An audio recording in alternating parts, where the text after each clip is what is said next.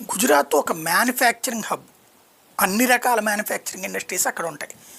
దాంతో ఏంటంటే ఫిజికల్గా శరీరంతో పనిచేసే వాళ్ళని శ్రామికులు అంటారు, మెదడుతో పనిచేసేటువంటి వాళ్ళని ఉద్యోగం అంటారు. ఇద్దరూ కావాలి, ఎస్పెషల్లీ ఎక్కువగా శ్రామికులు కావాలి. ఈ శ్రామికులకు సంబంధించినటువంటి దాంట్లో ఎవరు ఎక్కడెక్కడి నుంచి వచ్చినటువంటి వాళ్ళందరినీ కూడా అనుమతిస్తారు. ఎందుకంటే అక్కడ అవసరం కాబట్టి వాళ్ళకి షెడ్లు వేస్తారు, వాళ్ళు ఉండటానికి చిన్నపాటి షెడ్లు వేసేసి అక్కడ ఉంచేటట్టు ఏర్పాటు చేస్తారు. చిన్న షెడ్లు లేకపోతే 50 మంది ఉండేటట్టయితే అట్లాంటి షెడ్లు, వాళ్ళు భోజనాలు చేసుకోవడానికి అక్కడ ఏర్పాటు ఇట్లాంటివి చేస్తుంటే సదర్ కంపెనీలు ఇట్లాగ బతికేస్తుంటారు. ఇలాగ వచ్చేటటువంటి వాళ్ళు ఎక్కడి నుంచి అనేది పట్టించుకునే వాళ్ళు కాదు. ఎందుకు, ముందు మనకు మనుషులు దొరుకుతున్నారు. అలా వచ్చినటువంటి వాళ్ళే బంగ్లాదేశ్ నుంచి వచ్చి సెటిల్ అయినటువంటి వాళ్ళు అహ్మదాబాదులో ప్రభుత్వ స్థలాన్ని ఆక్రమించేసుకుని ముందు పాకలు షెడ్లు పోయి చివరికి సొంత భవనాల కిందకి మార్చేసుకుని పూర్తిగా ఇక ఆ ప్రాంతాన్ని